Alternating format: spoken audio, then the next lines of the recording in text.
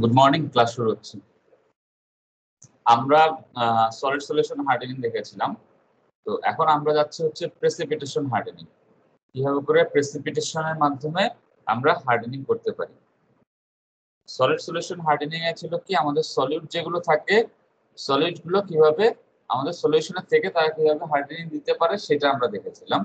এখন আমরা দেখবো হচ্ছে এই সলিড সলভেন্ট মিলে যদি নতুন করে কোনো একটা ফেজ তৈরি করে সেখান থেকে কিভাবে আমরা স্ট্রেনথেনিং পেতে পারি সেটা। ডিসপারশন স্ট্রেনথেনিংটা আমরা করবো না, আমরা শুধুমাত্র প্রেসিপিটেট স্ট্রেনথেনিংটাই করবো।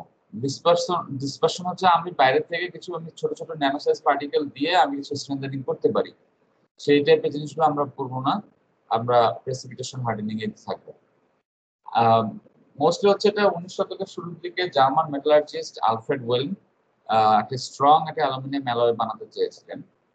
তো বানাতে চেয়েছিলেন যেটা হচ্ছে তো অ্যামুনিশনের যে ব্রাশ ব্যবহার করা হয় সেই ব্রাশ গুলোকে রিপ্লেস করার জন্য।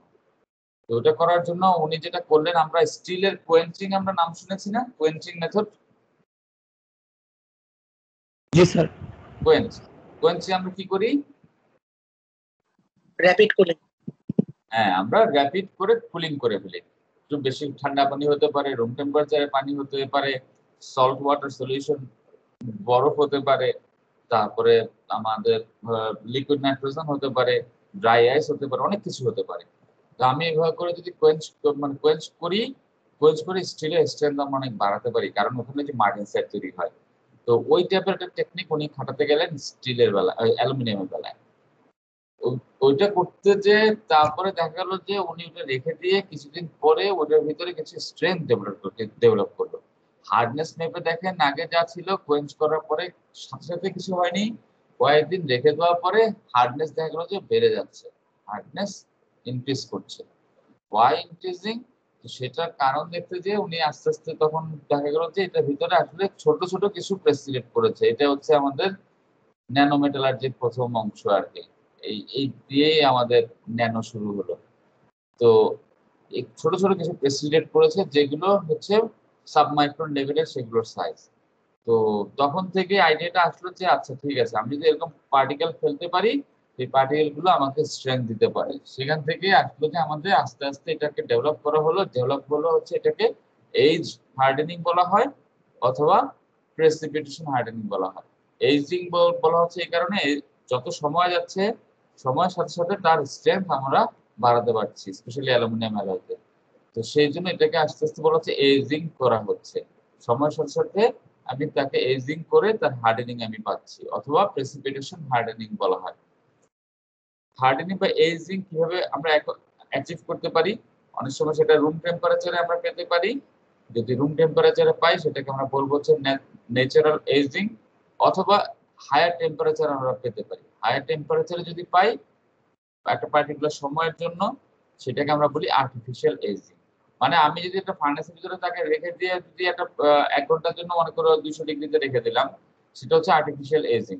আর হচ্ছে এমনি তাকে রুম টেম্পারেচারে ফেলে রাখলাম, আস্তে আস্তে আস্তে আস্তে আস্তে 6 মাসে তার স্ট্রেংথ ডেভেলপ করলো, সেটা হচ্ছে ন্যাচারাল এজিং। ঠিক আছে?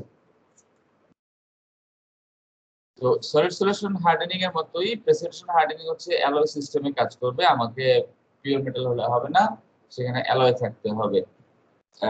এখন আমাকে নাহিয়ান ইসলাম, জি স্যার।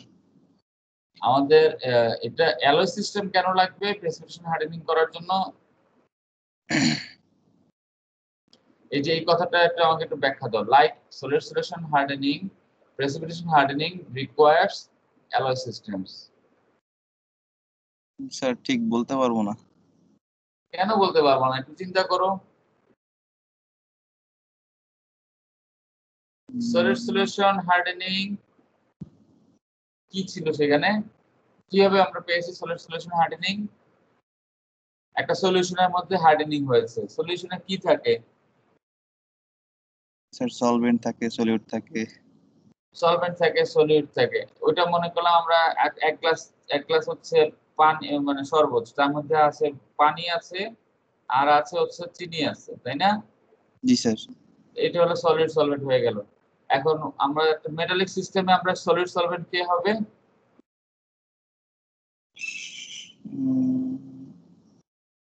স্যার একটা হবে সলিউট মানে ওই মেটালের মধ্যে আর কি। অল্প অ্যালয়িং এলিমেন্টই একটা কিছু করব, সেটা হচ্ছে আমাদের সলিড, আর বাকিটা শান্ত থাকবে, বেশি যেটা আছে ম্যাট্রিক্স যেটা, সেটা ওটা হচ্ছে আমাদের সলভেন্ট। জি স্যার। তার মানে কি হলো, একের বেশি এলিমেন্ট নিয়ে কাজ করছি না, জি স্যার। দুইটা এলিমেন্ট লাগবে না কমপক্ষে? জি স্যার। আমাদের অ্যালয় তৈরি হতে হলে কি হয়, পিওর এলিমেন্ট তো আর অ্যালয় না, অ্যালয় হলে কি হয় 1+1 মিনিমাম দুইটা এলিমেন্ট আমাদের থাকতে হবে, তাই না? জি স্যার। প্রেসিপিটেশন, তার মানে এটা একটা অ্যালয় সিস্টেমের জন্য, অ্যালয়ের জন্য সলিড সলিউশন হার্ডেনিং কাজ করে, অ্যালয় না হলে সেটা হবে না। তবে না স্যার। প্রেসিপিটেশন হার্ডেনিং ও অ্যালয়ের জন্য কাজ করে। কেন বলো এখন? স্যার এখানে তো স্যার প্রিসিপিটেট পড়তেও তো স্যার হচ্ছে 1 এর এক মিনিমাম মোর দুইটা দ্যান 1 স্যার। দুইটা লাগবে, অ্যালয় হতেই হবে, ঠিক না? না হলে তো আমরা হবে না, তাই না? না স্যার, না স্যার। এখন এখন ক্লিয়ার? জি স্যার। আচ্ছা, থ্যাংক ইউ। এই প্রেসিপিটেটটা কি? প্রেসিপিটেট হচ্ছে একটা পার্টিকেল, সেটা হচ্ছে অনেকগুলো অ্যাটম থাকবে, যেটা হচ্ছে একটা সেকেন্ডারি ফেজ হিসাবে ম্যাট্রিক্সের মধ্যে অনেকগুলো অ্যাটম থাকবে। এই হিসাবে হচ্ছে প্রেসিপিটেট গুলোর vary in size, shape, volume fraction, composition, atomic ordering, interface boundary, location, এগুলো সব ভ্যারি করতে পারে। যেহেতু আমি তাকে প্রেসিপিটেট ফেলছি, তার জন্য তার কত সময় ধরে করছি, কোন টেম্পারেচারে করছি, এগুলো এবং তার অ্যালয় কেমিস্ট্রি কি, সেগুলোর উপর সব নির্ভর করে তার সাইজ, শেপ, ভলিউম ফ্র্যাকশন হচ্ছে, মানে ভলিউম ফ্র্যাকশন মানে হচ্ছে তার কতটুকু অ্যামাউন্ট, টোটাল কত পার্সেন্ট আমি ওই ভলিউমের মধ্যে, অ্যালয়টার মধ্যে কত পার্সেন্ট হচ্ছে আমি আহ, ওই ফেজ তৈরি করছি আর কি, পার্টিকেল গুলো কত পার্সেন্ট পার্টিকেল, তারপর ওটার কম্পোজিশন কি হবে, তার ইন্টারফেস কি হবে, অ্যাটমিক অর্ডারিং কি হবে, কোথায় কোথায় সে বসবে, সেগুলো সবকিছু আমাদের অনেক ভ্যারি করতে পারে, একই অ্যালয় সিস্টেমে অনেক ভ্যারি করতে পারে। দ্য স্যার, ইফেক্টস অফ, হ্যাঁ একটা কোশ্চেন ছিল। বলো। বাইনারি সিস্টেমে স্যার প্রেসিপিটেশন ফেজ হচ্ছে একরকম, যেমন আয়রনের ভিতর হচ্ছে শুধু এক ধরনের প্রেসিপিটেট করে, যে আয়রন কার্বাইড। এখন কথা হচ্ছে, যদি সিস্টেমটা টার্নারি সিস্টেম হইতো, তাহলে কি একের অধিক টাইপের প্রেসিপিটেশন করতে পারতো? প্রেসিপিটেশন হবে না? মানে টাইপটা কি একের অধিক হবে কিনা? যেমন বাইনারি সিস্টেমে শুধু এক টাইপের হচ্ছে প্রেসিপিটেশন হচ্ছে আমরা পাবো যে কোনো বাইনারি সিস্টেম। এখন এটা যদি টার্নারি সিস্টেম হইতো, তাহলে কি মানে এই প্রেসিপিটেশন যে কি আমি এক? লিখে দিয়েছি, মনে করো আহ, আমার আমার হচ্ছে অ্যালুমিনিয়াম 3000 সিরিজের, হ্যাঁ অ্যালুমিনিয়াম 3000 সিরিজ বা 5000 সিরিজ, ওখানে মনে করো অ্যালুমিনিয়াম, ম্যাগনেসিয়াম, কপার, মনে করো Al2 কপার আমরা করেছি, সরি আমরা Al2 কপার বলে একটা ফেজ, হ্যাঁ অ্যালুমিনিয়াম 2000 সিরিজে Al2 কপার হয়, অ্যালুমিনিয়াম কপার যে স্যালো সিস্টেম আছে সেখানে Al2 কপার ফেজ হয়। যদি আমার মাল্টি টার্নারি হয় বা মাল্টি কম্পোনেন্ট হয়, শুধু টার্নারি না, আমাদের তো বেসিক্যালি সব অ্যালো সিস্টেম কিন্তু অনেক বড়, তাই না? জি স্যার, জি। সেখানে আমাদের, আমাদেরকে ফেজ গুলো আমাদেরকে তখন এরকম হতে পারে, আমাদের প্রেসিপিটেট গুলো অনেক দুই এলিমেন্টের না হয়ে বেশি এলিমেন্টের হতে পারে, কোনো সমস্যা নাই। সব হচ্ছে তুমি এই যে ইউনিট সেল বানাইলা, ইউনিট সেলে তুমি কি কি বানাচ্ছ, কি আসতেছে, সেইখান থেকে হচ্ছে সবই। তিনটা হতে পারে, চারটা হতে পারে, পাঁচটা, ছয়টাও হতে পারে, ছয়টা এলিমেন্ট মিলিয়েও একটা একটা প্রেসিপিটেট তৈরি হতে পারে। জি স্যার, বুঝতে পারছি। ঠিক আছে। আচ্ছা, থ্যাংক ইউ। তো এখন তাহলে আমি প্রেসিপিটেটের ইফেক্ট যেটা, তার মানে আমি প্রেসিপিটেটের সাইজ, শেপ, ভলিউম ফ্র্যাকশন, যদি আমরা তার লোকেশন, ইন্টারফেস বাউন্ডারি, এগুলোকে যদি আমি মডিফাই করতে পারি, তার মানে আমি এখানে কিছু ডক্টরিং করতে পারি, কিছু ইঞ্জিনিয়ারিং করতে পারি। এগুলো করে আমি তার স্ট্রেংথের পরিমাণ ও ম্যাটেরিয়াল স্ট্রেংথটাকে আমি আমার ইচ্ছা মতো করে আমি মডিফাই করতে পারি। কমন এক্সাম্পল যদি দেখি, এও আছে, এখানে তো লেখাই আছে, এই যে Al2 কপার ম্যাগনেসিয়াম, এই যে এখানে লেখাই আছে। যদি 2000 সিরিজের হয়, যেখানে অ্যালুমিনিয়ামের সাথে কপার থাকে, Al2 কপার হতে পারে, Al2 কপার ম্যাগনেসিয়াম হতে পারে। তারপর হচ্ছে 6000 সিরিজ, অ্যালুমিনিয়াম 7000 সিরিজ, বিভিন্ন রকমের স্টিলের উদাহরণ আছে। তারপর হচ্ছে আমাদের নিকেল বেস কিছু সুপার অ্যালয় আছে, সেগুলো হতে পারে। ম্যাগনেসিয়াম বেস অ্যালয় আছে, সেগুলো হতে পারে। এরকম অনেক ধরনের ঘটনা ঘটতে পারে, ঠিক আছে? সিরিজ দিয়ে মূলত কি বোঝায়? বুঝি না।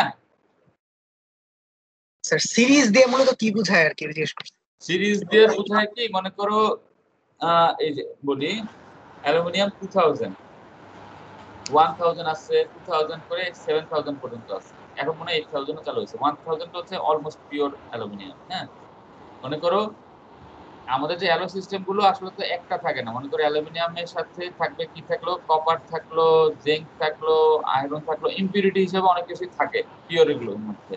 ঠিক আছে, মনে করো এগুলো ইম্পিউরিটি হিসেবে টোটাল 8টা এলিমেন্ট আছে আরো। সেটা মনে করো এগুলো 0.001 এই লেভেলে আছে, একদম পিপিএম লেভেলে। সেটা হচ্ছে আমাদের পিওর 1000 সিরিজ। 2000 সিরিজে কি আমি ইন্টেনশনালি কপার অ্যাড করবো, তার মানে কপার আমি মনে করো 1% দিতে পারি, 2% দিতে পারি, 3, 4, মনে করো 6% পর্যন্ত আমি কপার দিলাম। তাহলে আমি 2000 সিরিজে হচ্ছে সেই অ্যালয়গুলি থাকবে যেগুলোতে কপার হচ্ছে মেজর অ্যালয়িং এলিমেন্ট হিসেবে থাকবে। অন্যান্য গুলো খুব অল্প পরিমাণে থাকবে, হয়তো আয়রন থাকতে পারে 0.01 ইম্পিউরিটি হিসেবে, ম্যাগনেসিয়াম মনে করো 0.2।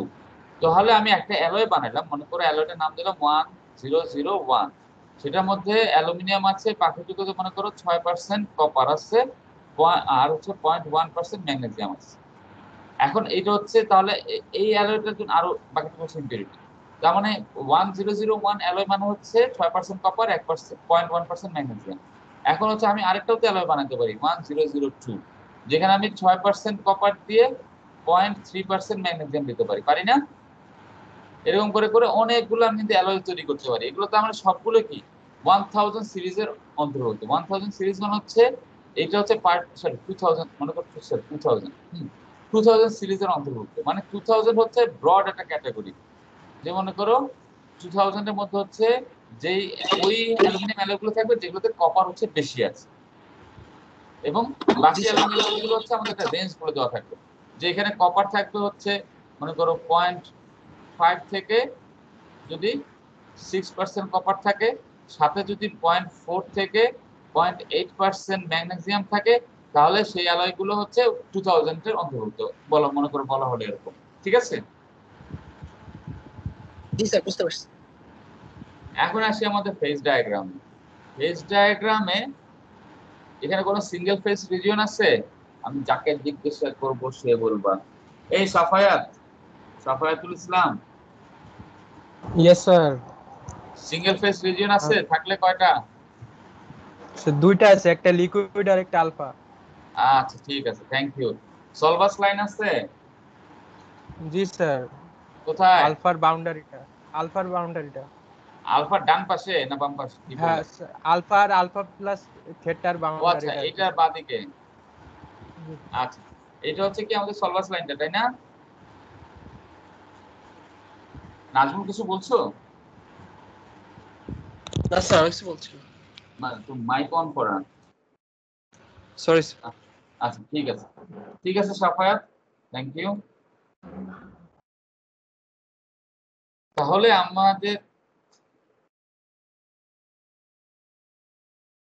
তাহলে মনে করো আমাদের মনে করো অ্যালুমিনিয়ামের সাথে 4%, এই যে এটা হচ্ছে কি aluminium rich end of the aluminium copper system, মানে পুরো 100% পর্যন্ত দেখানো নাই, এইটুকু কভার মাত্র 10% পর্যন্ত দেখানো আছে।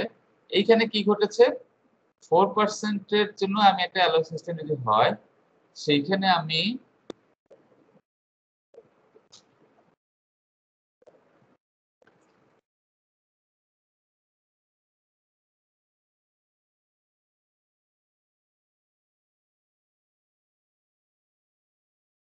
ঠিক আছে, আমি এটা মনে করো আস্তে আস্তে আমি লিকুইড ছিল, আমরা কি করি সলিডিফাই হলো, হয়ে হয়ে সেকেন্ড ফেজ হয়ে তারপর এখানে কিছু আমাদের সেটা প্রেসিপিটেট আকারে আমাদের থেকে যাবে, তাই না? এটা আমরা জানি। তো এইখানে যখন প্রেসিপিটেট আকারে থেকে গেল, সে তার মতো করে কিছু প্রেসিপিটেট তৈরি করলো। কতটুকু প্রেসিপিটেট তৈরি করলো সেটা আমরা লিভার রুল অ্যাপ্লাই করে সেটা আমরা বলে দিতে পারবো, যে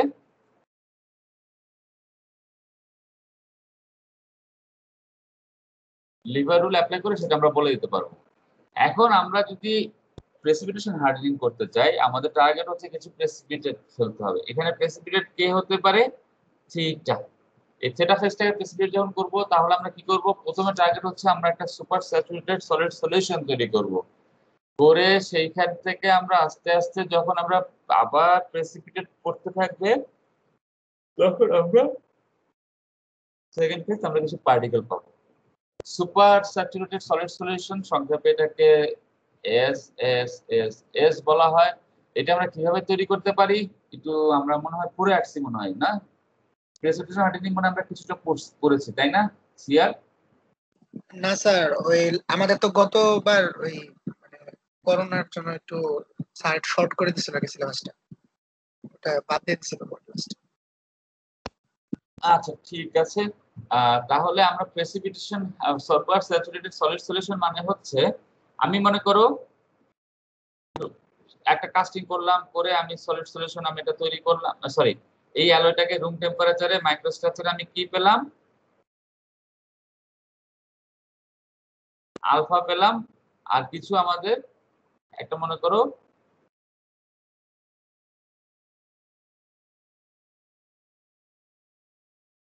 এগুলো হচ্ছে থিটা, হ্যাঁ থিটাটা হচ্ছে Al2 কপার,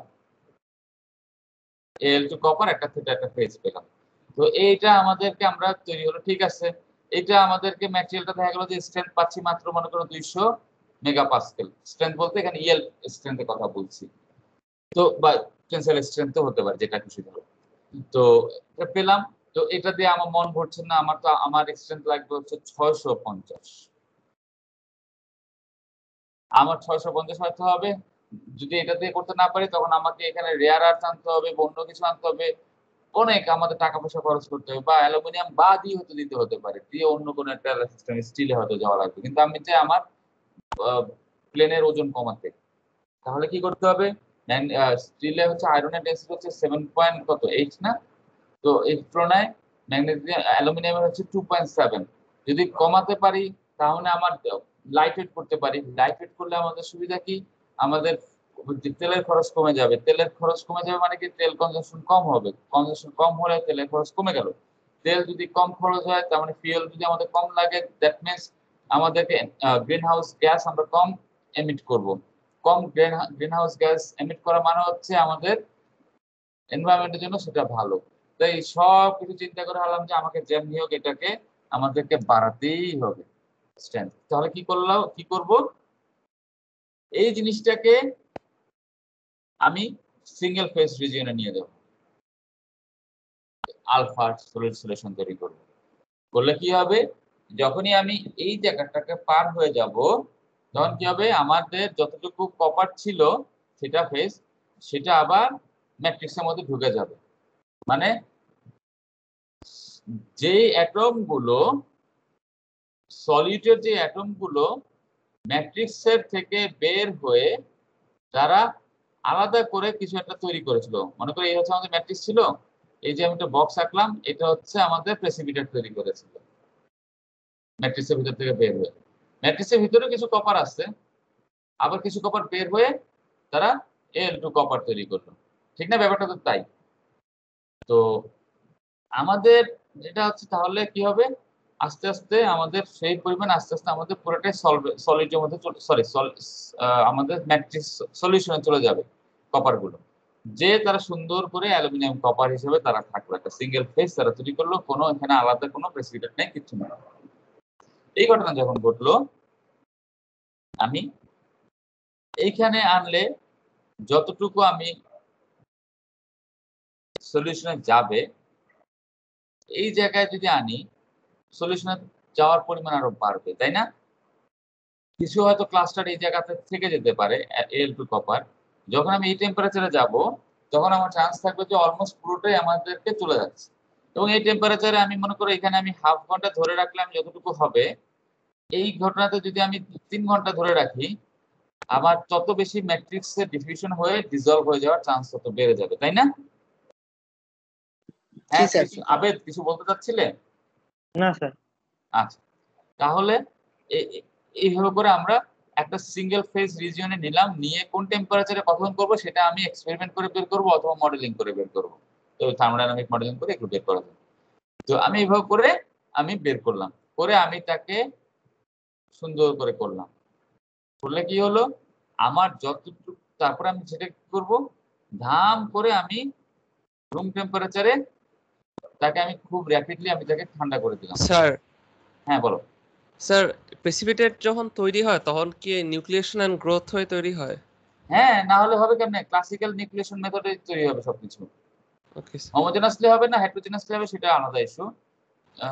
কিন্তু অবশ্যই আমাদেরকে নিউক্লিয়েশন হতেই হবে। নিউক্লিয়েশন না হলে আমি তৈরি করতে পারবো না। হোমোজেনাস হোক হেটেরোজেনাস হোক যেভাবে হোক নিউক্লিয়েশন হতে হবে। তাহলে আমরা কি করব, সেটাকে আমরা যদি র্যাপিড কুলিং করি তাহলে কি হবে, এইখানে যে 4% কপার ছিল সে আর র্যাপিড যদি তাকে আমি ধাম করে ঠান্ডা করে দেই, রুম টেম্পারেচারে নিয়ে আসলাম, মনে করো 100 ডিগ্রিতে নিয়ে আসলাম, 80 ডিগ্রিতে নিয়ে আসলাম, ভিতরে যতগুলো কপার ছিল সেগুলো আর ওই স্লো কুলিং হলে কি হতো, সে আস্তে আস্তে এই যে ফেজটা তৈরি করতো, তাই না?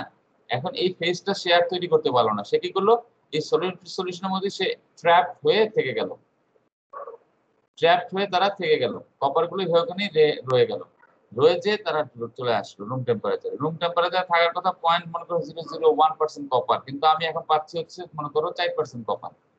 তাহলে এটা কি হলো, সুপার স্যাচুরেটেড একটা সলিড সলিউশন তৈরি করলাম না রুম টেম্পারেচারে। তারপরে এখন আমি তাকে কি করলাম, দেখ অল্প একটু করে এখন তাকে আমি বিরক্ত করা শুরু করলাম, অল্প একটু করে হিট দিলাম, অল্প একটু করে হিট দিলাম। হিট দিলে কি হবে, ডিফিউশন হবে। একটু ডিফিউশন হলেই ওই যেহেতু সে আমি তাকে সুপার স্যাচুরেটেড সলিউশন তাড়াতাড়ি করে কিছু অ্যাটম বের হয়ে যাবে, বের হয়ে তারা প্রেসিপিটেট তৈরি করা শুরু করবে। এইভাবে করে এই প্রেসিপিটেট গুলো আমি এখন তাকে হচ্ছে কতটুকু হিট দিলাম, কতক্ষণ ধরে হিট দিলাম, সেগুলোর উপরে বেস করে কম্পোজিশন কি সেগুলোর উপর বেস করে আমি তার প্রেসিপিটেটের নাম্বার, সংখ্যা, ভলিউম আমি কন্ট্রোল করতে পারবো।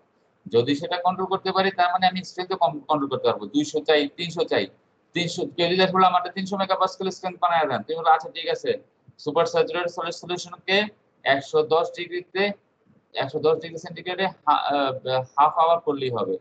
আরেকজন এসে বললো যে না আমাকে 400 ডিগ্রি দেন, মানে এটা হচ্ছে রান্না বান্না করার মতো, 400 ডিগ্রিতে দেন। 400 ডিগ্রি দিলে তুমি বলো যে না ঠিক আছে, তাকে 120 ডিগ্রি সেন্টিগ্রেডে 1.5 ঘন্টা ধরে করলেই হবে। কেউ বললো যে আমরা ঝাল বেশি দেন, তখন একটু আমরা মরিচ বেশি দেবো, কেউ বললো ঝাল কম দেন, তাকে আমরা মরিচ কম দেবো, কেউ লবণ খেতে চায় না, লবণ দেবো না। যখন যে যেটা বলবে সেভাবে করে আমি ইঞ্জিনিয়ারিং করে করে আমি আমাদের প্রেসিপিটেট গুলোকে কন্ট্রোল করতে পারবো। ঠিক আছে, এইটা হচ্ছে আমাদের প্রেসিপিটেশন। এই যে প্রেসিপিটেটের মাধ্যমে যে হার্ডেনিং করলাম, এটা হচ্ছে প্রেসিপিটেশন হার্ডেনিং। যত সহজে বললাম, জিনিসটা তো সহজ না, আমরা অল্প অল্প একটু করি, বেশি আমরা করবো না। আমরা দেখি স্টেপস কি। প্রথমটা হচ্ছে সলিউশন ট্রিটমেন্ট, সলিউশন ট্রিটমেন্ট, তারপর হচ্ছে র্যাপিড কুলিং। কোয়েনচিং টার্মটা সাধারণত স্টিলে ব্যবহার করা হয়, আমরা এখানে ব্যবহার করবো না, আমরা নন ফেরাসে সাধারণত কোয়েনচিং টার্মটা ব্যবহার না করে আমরা র্যাপিড কুলিং করি। তারপর হচ্ছে আমাদের এজিং। সলিউশন ট্রিটমেন্ট কি, রিলেটিভলি হাই টেম্পারেচারে একটা সিঙ্গেল ফেজ রিজিয়নে আমরা নিয়ে যাব। তার মানে আমাদের এইখানে এই যে আমাদের অ্যালয়টা ছিল, অ্যালয়টাকে যখন আমি হিট করে এইখানে নিয়ে আসলাম, কারণ কি সিঙ্গেল ফেজ রিজিয়নে নিতে যাচ্ছি, এই প্রসেসটা হচ্ছে আমাদের সলিউশন ট্রিটমেন্ট। ঠিক আছে, এটা হচ্ছে সলিউশন ট্রিটমেন্ট। তারপর হচ্ছে আমরা র্যাপিড কুলিং করলাম, এখানে আনলাম, তারপরে আমরা তাকে র্যাপিডলি, তারপর তাকে আমরা র্যাপিড কুলিং করলাম। র্যাপিড কুলিং করলাম to room temperature to obtain a super saturated solid solution of this element in aluminium. ওগুলোকে আমি হচ্ছে অ্যালুমিনিয়াম এক্সাম্পল দিয়ে বলা হচ্ছে আর কি, অ্যালুমিনিয়াম না বললেও চলবে, ইন দ্য ম্যাট্রিক্স বললেও হবে। আমি হচ্ছে এগুলোকে ট্র্যাপ করে ফেললাম, দে আর ট্র্যাপ উইদিন দ্য ম্যাট্রিক্স। তারপরে হচ্ছে এই যে সুপার স্যাচুরেটেড সলিড সলিউশন যেটা, সেটাকে আমি ডিকম্পোজ করব। কিভাবে ডিকম্পোজ করব, অল্প অল্প করে টেম্পারেচার দেব, দিলে তাহলে আসলে তাহলে কি হবে, ফাইনালি ইউনিফর্মলি ডিস্ট্রিবিউটেড প্রেসিপিটেট তৈরি করব। ঠিক আছে, করার জন্য আমরা কি করতে পারি, রুম টেম্পারেচারে তাকে ফেলে রাখতে পারি, ন্যাচারাল এজিং করতে পারি, অথবা তাকে আমি আর্টিফিশিয়ালি এজিং করতে পারি। আর্টিফিশিয়াল এজিংটা কিভাবে করব, তাকে আমি একটু টেম্পারেচার দিলাম, দিয়ে হয়ে গেল। অথবা এমনও করতে পারি, একটা মনে করে এরকম করে একটা টেম্পারেচার না দিয়ে, মনে সরি এরকম করে একটা টেম্পারেচার না দিয়ে আমি করলাম কি, আমি এরকম করে একটা টেম্পারেচার দিই, তাকে মনে করি এটা হচ্ছে টেম্পারেচার, এটা হচ্ছে টাইম। আমি যদি এরকম করে টেম্পারেচার, কিছু বলছো গালি?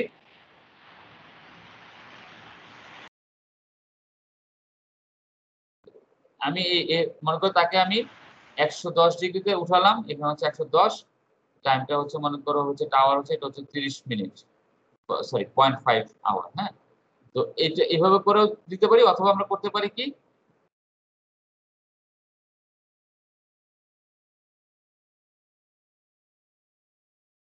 টু স্টেপ, থ্রি স্টেপ অনেক সময় করা হয়। মনে করো আমি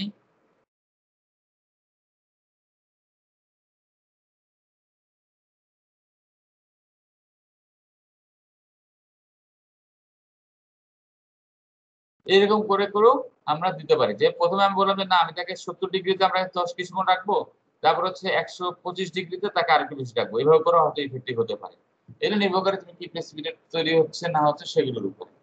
তো সেজন্য স্যার অনেক সময় দাঁড়াও, অনেক সময় আমরা একটা টেম্পারেচার হতে পারে, দুইটা ইন্টারমিডিয়েট টেম্পারেচারও আমরা হতে পারে এজিং করার জন্য। হ্যাঁ বলো।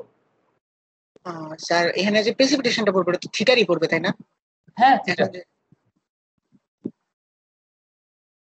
আমাদের এই অ্যালয় সিস্টেমে থিটা প্রেসিপিটেট করবে। এখন থিটার হচ্ছে কয়েকটা ভেরিয়েন্ট থাকবে আর কি, যে ভেরিয়েন্ট গুলো আমরা এখন দেখতে পাচ্ছি। নরমালি ডিকম্পোজিশন যখন হচ্ছে solid super saturated solid solution, এটা একটা কমপ্লিকেটেড প্রসেস, সেখানে কয়েকটা স্টেপ থাকে বা কয়েকটা স্টেজ থাকে। স্টেপ গুলো বা স্টেজ গুলো কি, প্রথমে তৈরি হয় একটা জিপি জোন, এটার নাম শুনেছি আমরা, জিপি জোন। ঠিক আছে, এটা হচ্ছে গার্নিয়ার এবং প্রেস্টন দুই ভদ্রলোক কাছাকাছি সময় এই আইডিয়াটা তারা জেনারেট করেছিলেন যে সুপার স্যাচুরেটেড সলিড সলিউশন থেকে যখন প্রেসিপিটেট তৈরি হচ্ছে, সে একবারে ডাইরেক্ট প্রেসিপিটেট হয় না, সে স্লোলি আস্তে আস্তে আস্তে আস্তে আস্তে আস্তে হয়, কয়েকটা স্টেপ থাকে। প্রথম স্টেপটা ওনারা যে আইডিয়াটা দিলেন, কয়েকটা ক্লাস্টার অফ অ্যাটমস সেখানে থাকে, তারপর সেটাকে তারা নাম দিলেন, তাদের নামে দেওয়া হলো দুইজন ভদ্রলোক যারা মোটামুটি কাছাকাছি সময় এটা আইডিয়াটা দিয়েছিলেন, গার্নিয়ার প্রেস্টন, তাদের নাম, এটাকে জিপি জোন বলা হয়। জিপি জোন তৈরি হলো প্রথমে জিপি জোন তৈরি হলো, হওয়ার পরে কিছু ইন্টারমিডিয়েট প্রেসিপিটেট তৈরি হলো, মনে করো থিটা ডাবল প্রাইম, তারপরে মনে করো থিটা প্রাইম, তারপরে মনে করো আমাদের ইকুইলিব্রিয়াম প্রেসিপিটেট থিটা আমরা পেলাম। মানে প্রথমে একটা ক্লাস্টার অফ অ্যাটমস একসাথে হলো, তারপর ওখানে ক্লাস্টারটা আরেকটু বড় হলো, তারপরে আরেকটু বড় হলো, হয়ে আমরা ইকুইলিব্রিয়াম প্রেসিপিটেট আমরা পেলাম। তো এই মুহূর্তে মোটা দাগে আমাদের কাছে মনে হতে পারে ইকুইলিব্রিয়াম প্রেসিপিটেট পাওয়াটাই আমাদের টার্গেট। আসলে তা না, যদি স্ট্রেংথ চাই, আমাদের টার্গেট হচ্ছে এই জিনিসগুলোকে যতটুকু পারি আমরা ম্যানিপুলেট করব। ঠিক আছে, আমাদের টার্গেট এটা না, ইকুইলিব্রিয়াম প্রেসিপিটেট পাওয়া না, আমাদের টার্গেট হচ্ছে এই জিনিসগুলোকে যতটুকু পারি ধরে রাখবো। তাহলে আমাদের কি হবে, সুপার স্যাচুরেটেড সলিড সলিউশনকে আমরা কয়েকটা স্টেপ পাবো। একটা হচ্ছে জিপি জোন তৈরি হবে, কিছু ইন্টারমিডিয়েট প্রেসিপিটেট তৈরি হবে, তারপরে হচ্ছে আমাদের ইকুইলিব্রিয়াম ফেজ হবে। এখন জিপি জোন থেকে এরকম থিটা হতে পারে, একটা থিটা ডাবল প্রাইম নাও থাকতে পারে, থিটা প্রাইম হয়ে থিটা হতে পারে, অথবা কোনো নাই ডাইরেক্ট থিটা হতে পারে, অথবা মনে করো theta triple prime, theta double prime theta হতে পারে, ডিপেন্ডিং অন কোন সিস্টেমে আমরা কাজ করছি। কোন মানে সবসময় তো আমরা অ্যালুমিনিয়াম কপার নিয়ে তো কাজ করবো না, অনেক টাইপের সিস্টেম হতে পারে। তো সেখানে মনে করো ম্যাগনেসিয়াম রেয়ার আর্থ সিস্টেম, এইখানে নির্ভর করবে, এগুলো চারজনে নির্ভর করবে তুমি আসলে কি বানাচ্ছ সেটার উপর। ঠিক আছে, তো এইটা হচ্ছে আমাদের ব্যবহার করা হয়।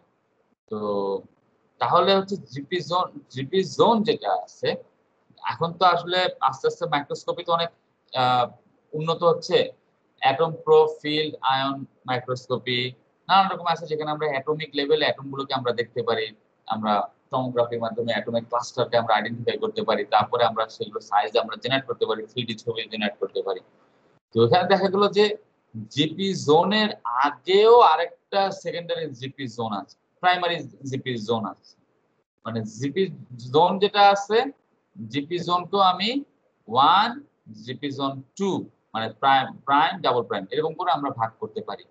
দেখা গেল যে একদম ইনিশিয়ালি কি হতে পারে, একটা স্মল ডিসঅর্ডার্ড ক্লাস্টার অফ অ্যাটমস, মাত্র 20 থেকে 50টা অ্যাটম মিলে একটা ছোট একটা ক্লাস্টার অফ অ্যাটমস তৈরি করবে, সেটা হচ্ছে জিপি জোন তৈরি হওয়ার আগে। কিছু কিছু এলাকাতে এরকমও করতে পারে। মানে আমাদের টার্গেট হচ্ছে কি, যত পারো ছোট ছোট জোন তৈরি করো, ঠিক আছে? যত ছোট ছোট জোন থাকবে তত কি হবে, ডিসলোকেশনের মোশন কি হবে? বাধা পাবে। হ্যাঁ, ছোট জোন থাকা মানে কি, এগুলোর সংখ্যা অনেক বেশি থাকবে। মনে করো 50,000 অ্যাটম মিলিয়ে, জাস্ট ছোট একটা কথা বলি, 50,000 অ্যাটম মিলিয়ে একটা থিটা ফেজ তৈরি করলো। আর মনে করো 100টা অ্যাটম মিলে জিপি জোন তৈরি করছে, তাহলে কোনটা আমার জন্য ভালো বলো তো? 50,000 অ্যাটম মিলে একটা প্রেসিপিটেট ইকুইলিব্রিয়াম প্রেসিপিটেট তৈরি করছে থিটা, আর 100টা অ্যাটম মিলে এক একটা করে জিপি জোন তৈরি করছে, তাহলে কোনটা ভালো? স্যার 100 100 অ্যাটম হ্যাঁ, কারণ আমার তো মাল্টিপল সলিড তো থাকে। আমার ফিক্স, তাই না? সলিড তো আর বাড়বেও না কমবেও না। তার মানে কি 100টা করে যদি আমি ওগুলো যদি আমি ক্লাস্টার তৈরি করতে পারি অনেকগুলো, তার মানে সেটা কিন্তু আমাদের জন্য বেটার না?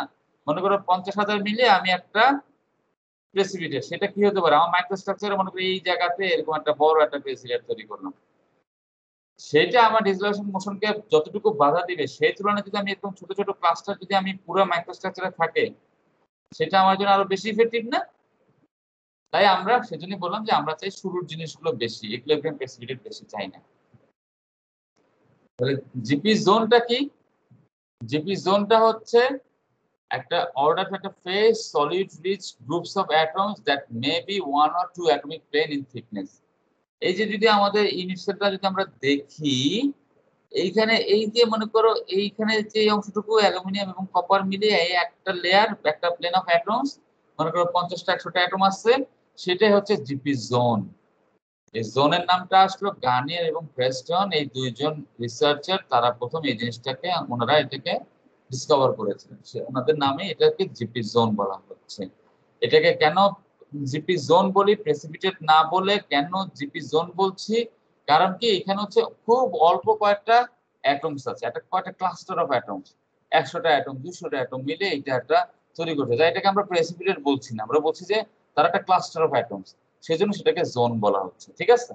সেটাকে আমরা প্রেসিপিটেট না বলে, এখনো তারা প্রেসিপিটেশনের পর্যায়ে যায় নাই, অ্যাগ্লোমারেটেড হয়েছে, জাস্ট কতগুলো একসাথে প্রেসিপিটেট আমাদের জড়ো হয়েছে, হয়ে তারা একটা মনে করো ওই কপার রিচ একটা লেয়ার তৈরি করেছে, সেটাকে আমরা বলবো হচ্ছে আমাদের জোন, জিপি জোন। তো জিপি জোনে যদি 100টা থাকে, আর যদি তার থেকেও কম নিয়ে যদি আরেকটা এরকম জোন পাওয়া যায়, সেটা হচ্ছে ওই যে যেটা বললাম যে জিপি জোনের আগে GP zone 1, GP primary GP zone, secondary GP zone, বা GP zone prime, GP zone double prime, এরকম করে আমরা জিপি জোনকে আমরা ভাগ করতে পারি। তো জিপি জোন যেটা হচ্ছে retain the structure of the matrix which they are said to be coherent. coherent মানে কি, ওই যে ল্যাটিসে যে পয়েন্টে ছিল, এরা ওদের সাথে ওই একই ল্যাটিস পয়েন্টে তারা বসবে, ঠিক আছে? তাহলে আমাদের ওইটা হচ্ছে আমাদের কোহেরেন্ট আছে। আমরা আরেকটু কোহেরেন্সি সম্পর্কে আমরা আরেকটু পরে দেখছি, একটু পরে দেখবো। তাহলে জিপি জোন যেটা হচ্ছে, তারা হচ্ছে ক্রিস্টালের মধ্যে তারা কোহেরেন্ট হিসেবে থাকবে, ক্রিস্টালের মধ্যে কোনো এক্সট্রা কোনো ডিস্টারবেন্স তারা তৈরি করবে না, কিন্তু তারা ইলাস্টিক স্ট্রেইন অনেক দিতে পারবে। কেন দিতে পারবে ইলাস্টিক স্ট্রেইন, সেটা কিন্তু আমরা পড়েই আসছি, ওই যে মিসফিট থেকে তো আমরা জানি সাইজের উপর নির্ভর করে আমাদের ইলাস্টিক স্ট্রেইন আমাদেরকে অনেক কম বেশি হতে পারে, এটা একটা কারণ আমরা জানলাম। ইন্টারমিডিয়েট প্রেসিপিটেট কি হবে, ওই জোন গুলোকে মনে করো 2-3টে জোন একসাথে তারা আসলো, এসে সেখানে একটু বড় হলো, বেশি অ্যাটম আসলো, সেটা হচ্ছে আমাদের একটা ইন্টারমিডিয়েট ফেজ, সেটাকে আমরা মনে করো থিটা ডাবল প্রাইম বললাম। সেটা হচ্ছে জিপি জোনের থেকে সাইজ একটা বড়, এবং তারা কোহেরেন্সি খানিকটা তারা লুজ করেছে। সে নিজের মতো করে নিজের সত্তা যখনই তৈরি করা শুরু করবে, সে আর বলবে যে আমি ম্যাট্রিক্সের সাথে নাই, আমি আমার মতো করে আমি দেবো, সে পতাকা উড়াই দিল। তো সে যখন এই কাজটা করা শুরু করলো, তখনই আস্তে আস্তে সে তার কোহেরেন্সি হারাচ্ছে, সে আর ওইটার মতো নাই, সে আলাদা হয়ে যাচ্ছে। যেটাকে একটা তার পার্টিকুলার কম্পোজিশন থাকবে, তার ক্রিস্টাল স্ট্রাকচার থাকবে যেটা হচ্ছে ইকুইলিব্রিয়াম প্রেসিপিটেট থেকে একটু ভিন্ন হতে পারে, ঠিক আছে? মানে মোটামুটি সেই প্রেসিপিটেটের তৈরি ইনিশিয়াল অবস্থা চলে গেল। তারপরে ইন্টারমিডিয়েট প্রেসিপিটেটটাকে আস্তে আস্তে আমাদের কি হতে পারে, আচ্ছা আচ্ছা, ইন্টারমিডিয়েট প্রেসিপিটেটটা কোথায় তৈরি হতে পারে? তারা অনেক সময় জিপি জোন যেটা আছে, জিপি জোনটাকে গ্রো করেও হতে পারে, অথবা তারা কি করতে পারে, জিপি জোনের উপরে তারা নিউক্লিয়েট করতে পারে। জিপি জোনের উপরে নিউক্লিয়েট করা মানে হচ্ছে জিপি জোনের উপরে তারা ক্লাস্টার ছিল, ক্লাস্টারটা আস্তে আস্তে গ্রো করলো, হ্যাঁ, ওইটা হতে পারে। অথবা হতে পারে ওই যে ল্যাটিসের ডিফেক্ট, যেরকম আমাদের ডিসলোকেশন, ওইটার উপরেও তারা আমাদের তৈরি হতে পারে। তার মানে আমার ম্যাটেরিয়ালের মধ্যে যত বেশি ডিসলোকেশন থাকবে তত কি হতে পারে, তত বেশি আমার হেটেরোজেনাস নিউক্লিয়েশন সাইট থাকবে, তত বেশি আমি আমার ক্লাস্টার অফ অ্যাটমস আমরা পাবো, সরি আমরা প্রেসিপিটেট আমরা তত বেশি পাবো, তাই না? তার মানে ডিসলোকেশন থাকাও কিন্তু আমাদের নিউক্লিয়েশন একটা সাইট হিসেবে তারা কাজ করছে। এটা গেল আমাদের থিটা প্রাইম। তারা পার্টিকুলার তাদের ক্রিস্টাল স্ট্রাকচার থাকবে, সবকিছুই থাকবে, এভাবে করে আমরা তাদেরকে পেলাম। পাওয়ার পরে হচ্ছে ইকুইলিব্রিয়াম প্রেসিপিটেট, একদম আমরা নরমালি আমরা যা থাকা উচিত আইডিয়ার ক্ষেত্রে আমরা সেরকম একটা প্রেসিপিটেট পেলাম, যেটা কম্পোজিশন হচ্ছে fixed, stoichiometry fixed, Al2 copper. Equilibrium precipitate বলছি কারণ সে হচ্ছে স্টেবল, তাই এটাকে ইকুইলিব্রিয়াম বলছি। এগুলো হচ্ছে মেটা স্টেবল, সেজন্য এগুলোকে ইন্টারমিডিয়েট প্রেসিপিটেট বলছি। তুমি একটু হিট টিট উল্টাপাল্টা করলেই সেগুলোকে ভ্যানিশ হয়ে যাবে, অন্য কিছু হয়ে যাবে। এবং ওগুলো আস্তে আস্তে দেখলামই তো আমরা, একটা ইকুইলিব্রিয়াম ফেজ তৈরি করলো, মানে স্টেবিলিটি তার সে হচ্ছে মেটা স্টেবল। সেইখানে হচ্ছে সে যেহেতু সম্পূর্ণ আলাদা করে একটা কিছু তৈরি করেছে, মনে করো এইটার মধ্যে থেকে সে সম্পূর্ণ আলাদা করে একটা নির্দিষ্ট কিছু একটা তৈরি করেছে, সে ম্যাট্রিক্সের সাথে নাই, ম্যাট্রিক্স থেকে সে আলাদা হয়ে গেল, সে সম্পূর্ণ জুদা হয়ে গেছে, আলাদা হয়ে গেছে। তো তাহলে এখন সে তার নিজস্ব সত্তা নিয়ে সে থাকবে, তাই সে হচ্ছে সম্পূর্ণ ইনকোহেরেন্ট, তার কোনো কোহেরেন্সি নাই, কোহেরেন্সি সম্পূর্ণ লুজ করেছে, সে হচ্ছে ইনকোহেরেন্ট একটা ফেজ। তো নরমালি হচ্ছে এগুলোকে অনেক, এটা তৈরি হবে কি, তুমি যত এজিং এর টেম্পারেচার বাড়াবা অথবা টাইম বাড়াবা তখন সেই ঘটনা ঘটবে, ঠিক আছে? যখন এই ঘটনা ঘটবে তার মানে কি, এগুলো হচ্ছে বড় বড় প্রেসিপিটেট, বড় বড় প্রেসিপিটেট যখন তৈরি হবে তার মানে কি, ইন্টারমিডিয়েট যে ফেজ ছিল, মনে করো যদি ইন্টারমিডিয়েট থিটা প্রাইম যদি থাকে 100টা, এগুলো মিলিয়েই তো তৈরি হবে। এখান থেকে মনে করো আমি এরকম মাত্র 2টা আমি ইকুইলিব্রিয়াম প্রেসিপিটেট পেলাম, তার মানে এটা আমরা চাই না, ঠিক না? আমরা এটা যত কম পাবো তত আমাদের জন্য ভালো। তাহলে বেসিক্যালি সেইটাই, এই মনে করো একটা জোন ছিল, জোন থেকে আমি আরো বেশি একটু বড় ক্লাস্টার হলো, সেটা হচ্ছে ইকুইলিব্রিয়াম হলো, আবার আরেকটু আরো ডেফিনেটলি আমি আরেকটু মেটা স্টেবল ফেজটা আরেকটু স্টেবল পেলাম, একটা ডেফিনিট একটা স্ট্রাকচার সহ চলে আসলো। আলটিমেটলি সে একটা কমপ্লিটলি ডিফারেন্ট একটা ফেজ তৈরি করে সে থেকে গেল। এইভাবে করে আমরা প্রেসিপিটেট তৈরি করলাম। এখন প্রেসিপিটেট ম্যাট্রিক্স ইন্টারফেসে আসলে কি হচ্ছে, এই যে এগুলো হচ্ছে আমাদের, এগুলো সব হচ্ছে আমাদের এখানে ল্যাটিস পয়েন্ট, আমাদের অ্যাটম আছে, ম্যাট্রিক্সের অ্যাটম। ম্যাট্রিক্সের অ্যাটমের মধ্যে মনে করো আমাদের কয়টা অ্যাটম এসে বসলো, কয়েকটা অ্যাটম যদি এসে বসে এইখানে, আমাকে এই ছবিটাকে বলো তো, প্রথম ছবিটা যেটা, এটা হচ্ছে আমাদের প্রেসিপিটেট। প্রেসিপিটেটটা আমাদেরকে থিটা ডাবল প্রাইম হতে পারে, জিপি জোন হতে পারে, থিটা হতে পারে, জিপি জোন হতে পারে, সরি জিপি জোন হতে পারে, অনেক কিছুই হতে পারে। এই চারটার যে কোনো একটা ধরে নিলাম, GP zone 1, GP zone 2, GP zone 1, GP zone double prime. এখন এটা যে কোনো কিছু হতে পারে। তো এইখানে যেটা প্রথম ছবি যেটা আমরা এখানে দেখাচ্ছি, এটা কি তারা কি কোহেরেন্ট না সেমি কোহেরেন্ট বা ইনকোহেরেন্ট, কি মনে হচ্ছে? Coherent sir, coherent. কাকে জিজ্ঞাসা করব? থ্যাংক ইউ তোমাদেরকে। মিয়া আব্দুল্লাহ শারিয়াত, না সরি না, তোমাকে না, তোমাকে অনেকবারই জিজ্ঞাসা করছি। উৎসবিন, কোথায় কোথায় আমি মাত্র নাম, সরি উৎসবিন বাড়ি, यस सर। বলো এটা কি coherent, semi coherent, coherent sir, coherent. কেন কোহেরেন্ট, জোরে বলো। স্যার এটা কোহেরেন্ট রিজনটা হচ্ছে এটা এখনো ম্যাট্রিক্সের সাথে এর কানেক্টিভিটি আছে আর কি, মানে মাদার এটা যে ম্যাট্রিক্সের সাথে। ল্যাটিস পয়েন্টগুলো তার কমপ্লিটলি ম্যাচ করে যাচ্ছে, তাই না? এই যে Yes, আমাদের sir. গ্রে এরিয়াটা হচ্ছে আমাদের একটা প্রেসিপিটেট, প্রেসিপিটেটটা ইন্টারমিডিয়েট না স্টেবল না জিপি জোন সেটা বাদ দিই, এটা হচ্ছে আমাদের, এই যে এটা হচ্ছে আমাদের সম্পূর্ণভাবে তারা ম্যাচ করে আছে। তাই এখন এই সেকেন্ড ফিগারটাতে কি ঘটেছে?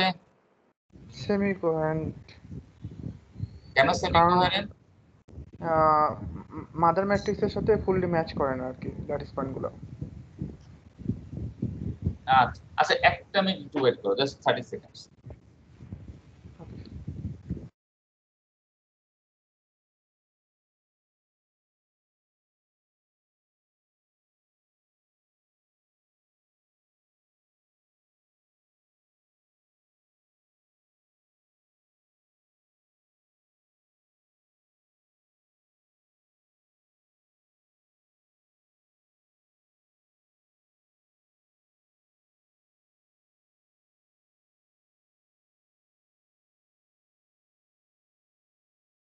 তাহলে আমরা এটা হচ্ছে আমাদের সেমি কোহেরেন্ট। সেমি কোহেরেন্ট কেন?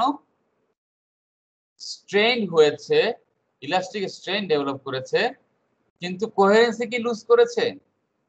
ল্যাটিস পয়েন্ট একটা অপরটার সাথে তো ঠিক মতোই আছে, আছে না? Yes, sir. তাই সেটা হচ্ছে আমাদের সেমি, এটা এটা কি সেমি কোহেরেন্ট? না, এটা সেমি কোহেরেন্টও না, সরি, এটা হচ্ছে কোহেরেন্টই। হ্যাঁ, এটা সেমি না, এটা কোহেরেন্ট, শুধুমাত্র স্ট্রেনড অবস্থাতে দেখানো হচ্ছে। আচ্ছা, আচ্ছা, থ্যাংক ইউ। এখন যাই নাজিয়া জাসমিন। নাজিয়া জাসমিন, জি স্যার, এটা এই হচ্ছে ছবিটা দেখো, এইটাকে আমরা কি বলবো? এটা কি ইনকোহেরেন্ট নাকি সেমি কোহেরেন্ট? এটা সেমি কোহেরেন্ট, কেন সেমি কোহেরেন্ট? কারণ এটার ল্যাটিস পয়েন্টগুলো মাদার ল্যাটিসের মতোই আছে, কিন্তু কিছু স্ট্রেচড অবস্থায় আছে। না না না, এই যে আমি যে ইয়েলো যে দুটো লাইন, সরি গ্রিন যে দুটো লাইন দিলাম, এই লাইনগুলো ম্যাট্রিক্সের মধ্যে, সরি প্রেসিপিটেটে অ্যাবসেন্ট। মানে কি, প্রেসিপিটেটে তো এখানেও তো আমাদেরকে অ্যাটম থাকার কথা ছিল, তাই না? কিন্তু জি স্যার। প্রেসিপিটেটে এই জায়গাটা অ্যাবসেন্ট আছে, তাই না? জি স্যার। তার মানে কি, সে কিছুটা, দেখো খেয়াল করো, এই যে এইখান থেকে এখানে, এখান থেকে এখানে মাঝখানে এই জায়গাগুলোতে অ্যাটম নাই, সে তার মতো করে একটা স্ট্রাকচার খানিকটা তৈরি করেছে, তাই না? জি স্যার। যেহেতু খানিকটা স্ট্রাকচার তৈরি করেছে, পুরোপুরি করেনি, অনেক জায়গাতে এখনো ম্যাচ আসছে, তাই এটা হচ্ছে আমাদের সেমি কোহেরেন্ট। এখন নাজিয়া, তুমি আমাকে দেখো তো এখানে কোনো ধরনের ডিসলোকেশন কি আছে? জি স্যার, আছে। কোথায় আছে? আমি পজিশন কয়েকটা দেখাই। এইখানে 1 2 3 4 5 6 7 8, কোন পজিশনে ডিসলোকেশন আছে? এখানে 1 এ ডিসলোকেশন আছে, আর এখানে মানে কয়েকটা অ্যাটম আছে ম্যাট্রিক্সে, কিন্তু আমাদের যে প্রেসিপিটেশন এটার মধ্যে নেই, তাই এখানে একটা ডিসলোকেশন। হ্যাঁ, এটা একটা ডিসলোকেশন, এটা একটা ডিসলোকেশন, এখানে একটা ডিসলোকেশন, এইখানে একটা ডিসলোকেশন। তাই সবাই পেয়েছো এখন ডিসলোকেশন? তার মানে কি দেখতে পাচ্ছি, যত কোহেরেন্সি হারাচ্ছে ডিসলোকেশন তৈরি হচ্ছে। আমরা জানি কি, গ্রেন বাউন্ডারি গুলো হচ্ছে এরকম ইন্টারফেস যেগুলো থাকে সেগুলো হচ্ছে কি সবচেয়ে ভেজালের জায়গা, তাই না? ওখানে কিছুটা স্ট্রাকচার উল্টোপাল্টা থাকে, গ্রেন প্রচুর পরিমাণে ভ্যাকেন্সি থাকে, ডিসলোকেশন থাকে, আস্তে আস্তে সেগুলো প্রমাণ আমরা দেখতে পাচ্ছি। তো এখন আমরা যদি আস্তে আস্তে যদি আবার যদি আমরা এই যে ঠিক আছে, থ্যাংক ইউ নাজিম। এখন লাস্টেরটা যদি দেখো, লাস্টেরটাতে আমাদের কি হয়েছে? কোন ধরনের কোহেরেন্সি আছে এখানে ম্যাট্রিক্সের সাথে? নাই। তার মানে এটা হচ্ছে আমাদের সম্পূর্ণ কোহেরেন্সি লুজ করেছে, ইনকোহেরেন্ট, ইনকোহেরেন্ট ফেজ। এই যে ফেজের যে ইন্টারফেস যে বাউন্ডারি আছে, এখানে প্রচুর পরিমাণে ডিসলোকেশন থাকবে, ভ্যাকেন্সি ট্যাকেন্সি অনেক কিছু থাকতে পারে। তার মানে কি দেখতে পেলাম, প্রথমে কোহেরেন্ট হতে পারে, আস্তে আস্তে কোহেরেন্ট হতে পারে, সেখান থেকে সে কোহেরেন্সি লুজ করে সে ইনকোহেরেন্ট হতে পারে। প্রেসিপিটেট গুলো নির্ভর করবে তাকে আমি কত সময় দিচ্ছি সেটার উপরে। এখন হচ্ছে আমাদের ডিসলোকেশন দুই ভাবে মুভ করতে পারে। একটা প্রেসিপিটেট আসলো, মেটাস্টেবল বা স্টেবল বা জিপিজন যেটা হোক, আসলো, সে ওই প্রেসিপিটেটটাকে সে এইখান থেকে আসলো, প্রেসিপিটেটটাকে সে শিয়ার করে মানে কাট করে ভিতর দিয়েও চলে যেতে পারে, এটা ভিতর দিয়ে কাট করে সে চলে যেতে পারে, অথবা সে এটাকে বাইপাস করেও চলে যেতে পারে। দুইটা উপায় মুভ করতে পারে। whether the dislocation cuts through মানে হচ্ছে শিয়ার, এই যে প্রথমে যেটা দেখালাম ভিতর দিয়ে, অথবা avoids the precipitate মানে হচ্ছে এটাকে অ্যাভয়েড করে চলে গেল, সেটা কোনটা করবে সেটা ডিপেন্ড করবে structure of the second phase. Second ফেজের স্ট্রাকচার কি এবং পার্টিকেল ম্যাট্রিক্সের ইন্টারফেসটার নেচারটা কি, কোহেরেন্ট, সেমি কোহেরেন্ট না ইনকোহেরেন্ট, সেটার উপরে। কোহেরেন্ট হলে ভিতর দিয়ে চলে যাবে, আর ইনকোহেরেন্ট হলে ভিতর দিয়ে যেতেও পারে পার্টিকেল যদি দুর্বল হয়, আর না হলে পার্টিকেল যদি ঘাটতারা হয় সেটাকে বাইপাস করে চলে যাবে, একটা ওর ওয়ান লুপ তৈরি করবে, করে চলে যাবে, আসবো আমরা একটু পরে। কোহেরেন্ট তাহলে কি, ম্যাট্রিক্সের সাথে তার খুব ভালো খাতির আছে, ডিসলোকেশন তার ভিতর দিয়ে মুভ করতে পারবে, তার এখানে আমাদের টোটাল সারফেস এনার্জি খুব কম থাকে, ইলাস্টিক মিসফিট থাকবে। কারণ কি, প্রেসিপিটেট এবং ম্যাট্রিক্সের ডিফারেন্সের জন্য আমাদের ইলাস্টিক মিসফিট থাকবে, কিন্তু এমনি ইন জেনারেল যে ইন্টারফেসের সারফেস এনার্জি আমাদের কম থাকবে, এটার ভিতর দিয়ে আমাদের ডিসলোকেশন মুভ করতে পারে। প্রেসিপিটেটের শেপ যেটা হচ্ছে, শেপটা আসলে নির্ভর করবে আমাদের কতটুকু আমাদের মিসফিট আছে সেটার উপর। মিসফিট কম হলে সাধারণত স্ফেরিক্যাল হয়, মিসফিট বেশি থাকলে আমাদের রড শেপের হয়। যে আমি মিসফিটের উপর নির্ভর করবে আসলে আমাদের কতটুকু অ্যাটম গুলো এসে আমাদের জড়ো হবে, জড়ো হবে কিভাবে জড়ো হবে, তারা কি সার্কুলার ভাবে থাকবে নাকি রড শেপে থাকবে। এখন যদি আমরা কোহেরেন্ট ফেজের কথা চিন্তা করি, কোহেরেন্ট ফেজ আমাদের দেখলাম যে সার্কুলারও হতে পারে, রড শেপের হতে পারে, রড প্লেট এরকম হতে পারে। তাহলে এই কোহেরেন্ট প্রেসিপিটেট গুলো আস্তে আস্তে সময়ের সাথে সাথে তারা গ্রো করবে, বড় হবে, ইন্টারফেস সেমি কোহেরেন্ট হবে, ফলে তাদের ভিতর ল্যাটিস মিসফিট বাড়তে থাকবে, ল্যাটিস মিসফিট বাড়তে থাকবে, যেটা সেইটাকে আবার অ্যাকোমোডেট হবে। কে অ্যাকোমোডেট করবে? ওই যে কালকে আমি পড়েছিলাম না, অ্যাকোমোডেট হয়, হ্যাঁ, অ্যাকোমোডেশন কে করবে? ডিসলোকেশন সেটাকে যতটুকু পারে তারা অ্যাকোমোডেট করে দিবে। ল্যাটিসের যত আমাদের প্রেসিপিটেট গুলো হবে তত আমাদের কি হবে, ল্যাটিসের মিসফিট অফ দ্য স্ট্রেন আমাদের বাড়তে পারে, বাড়বে, সেটাকে আবার কে অ্যাকোমোডেট করে থাকবে? ডিসলোকেশন গুলোকে সেটাকে অ্যাকোমোডেট করে দিবে। অ্যাকোমোডেট করে দিবে না, ওইখানে যে স্ট্রেন ডেভেলপ করছে সেই স্ট্রেনটাকে সে কাটাকাটি করে দিবে ডিসলোকেশন, ঠিক আছে? এইভাবে গেল, ফলে আমাদের টোটাল যে মিসফিট এনার্জি সেটা আমাদের কমে কমে কমে যেতে পারে। আস্তে আস্তে পরের স্টেজে কি হবে, আমাদের সেখান থেকে আমাদের কি হতে পারে, স্ট্রেন ফিল্ড যেটা আছে, বাউন্ডারি স্ট্রেন ফিল্ডটাকে আমি আরো কমে যেতে পারে। স্ট্রেন ফিল্ডটাকে আমাদের কমে যেতে কমে যাবে কেন? ওই যে যত হবে তত আমাদের ডিসলোকেশন সংখ্যা বাড়বে, তত আমাদেরকে সেটাকে আরো আমাদেরকে ঝামেলা মুক্ত করে দিবে। যত ডিসলোকেশন সংখ্যা বাড়বে মিসফিট স্ট্রেনটাকে তত সে কাউন্টারঅ্যাক্ট করবে, করে আমাদেরকে কি করে দিবে, তত ফেজটাকে তত আমাদের স্টেবিলিটি বাড়িয়ে দেবে। সেজন্য আমরা আস্তে আস্তে স্ফেরিক্যাল একটা স্টেবল একটা ফেজ পাচ্ছি। এখন আমরা যদি দেখি এজিং টাইম, এখানে হচ্ছে ডে তে দেওয়া আছে, হার্ডনেস বিকার স্কেলে দেওয়া আছে। বিকার স্কেল অ্যাটলিস্ট আমরা করে আসছি, ঠিক না? আমরা তো নামটা জানি, রকওয়েল করেছি না, রকওয়েল বিকার সেগুলো আমরা করেছি।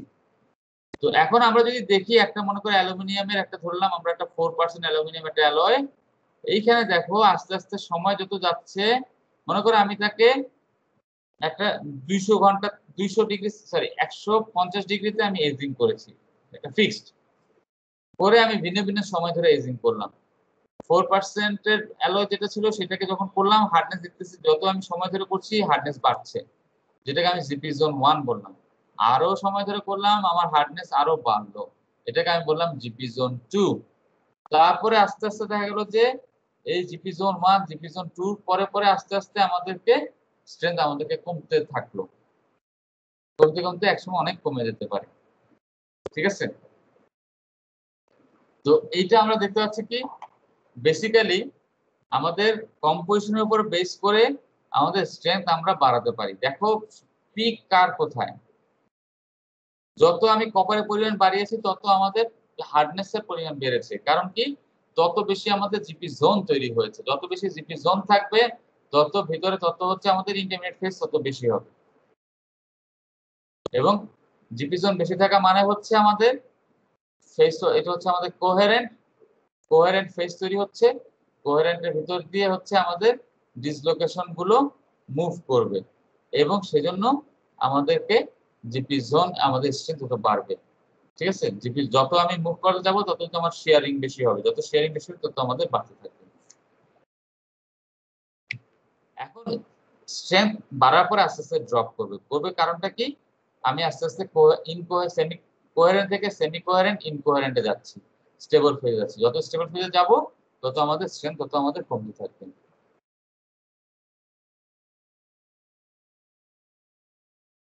এখানে আচ্ছা, এখানে ওই ওর1 বোয়িং এর কথা বলা হয়েছে, মানে ইনকোয়ারেন্ট প্রেসিপিটেট যেগুলো হবে সেগুলো হচ্ছে ওর1 বোয়িং হবে।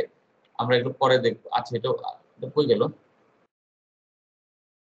ও আচ্ছা, এটা আরো পরে পরে পরে পরে ওটা আর একটু পরে আসবে। হ্যাঁ, মানে হচ্ছে এইখানে আবার একটু মুছে একটু বলে নিই।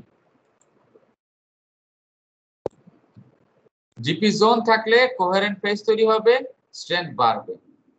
তারপরে হচ্ছে জিপি জোন থেকে যত বেশি সময় আরো বাড়াবো তত কি হবে, সেমি কোহেরেন্ট হবে, ইনকোহেরেন্ট আমাদের ফেজ তৈরি হবে। সেমি কোহেরেন্ট ইনকোহেরেন্ট ফেজ যত আসতে থাকবে তত কি হবে, আমাদের ডিসলোকেশন গুলো তত হচ্ছে আমাদেরকে শিয়ার না করে তত তারা আস্তে আস্তে ডিসলোকেশনকে বাইপাস করবে। ডিসলোকেশনকে বাইপাস করবে, হয় শিয়ার করে অথবা বাইপাস করে। শিয়ার মানে হচ্ছে কাট করে, মানে ভিতর দিয়ে যাবে। যদি ভিতর দিয়ে না যায়, ডিসলোকেশনটা হচ্ছে প্রেসিপিটেটকে বাইপাস করবে। যদি বাইপাস যদি করে, সেখানে হচ্ছে আমাদের স্ট্রেংথ আমাদের ড্রপ করবে। যদি শিয়ার করে, স্ট্রেংথ আমাদের বেশি থাকবে, মানে ডিসলোকেশনের মুভমেন্টটা অনেক বেশি হবে। সেজন্য একটা পার্টিকুলার ভিতর দিয়ে মুভমেন্ট করাতে হলে তাকে আমাদের বেশি পরিমাণে আমার এনার্জি দিতে হবে। যদি আমি তাকে এভাবে করে বাইপাস করাই দেই, তখন আমার এনার্জি কম লাগবে, স্ট্রেংথ আমাদের সেখানে কম লাগে। সেজন্য যদি আমাদের বেশিরভাগ প্রেসিপিটেট যদি ইকুইলিব্রিয়াম হয়ে যায়, তখন আমাদের স্ট্রেংথ এভাবে করে ড্রপ করে। আবার আমরা আরেকটা জিনিসও তৈরি করতে পারি, প্রেসিপিটেট ফ্রি জোন। আচ্ছা, এটা আমরা কালকে পড়বো না। প্রেসিপিটেট ফ্রি জোন আর বাকি অংশ এই যে কিভাবে করে কখন কাট করবে, কখন হচ্ছে লুপিং করবে, সেগুলো আমরা নেক্সট ক্লাসে দেখবো। আমি সেটা লেকচার নোটটা আপলোড করিনি, আমি আপলোড করে দিয়ে দেবো। তো ঠিক আছে, থ্যাংক ইউ ভেরি মাচ। আমাদের সময় শেষ হয়ে গেছে, আমরা see you in the afternoon. তো you may leave now. Thank you very much.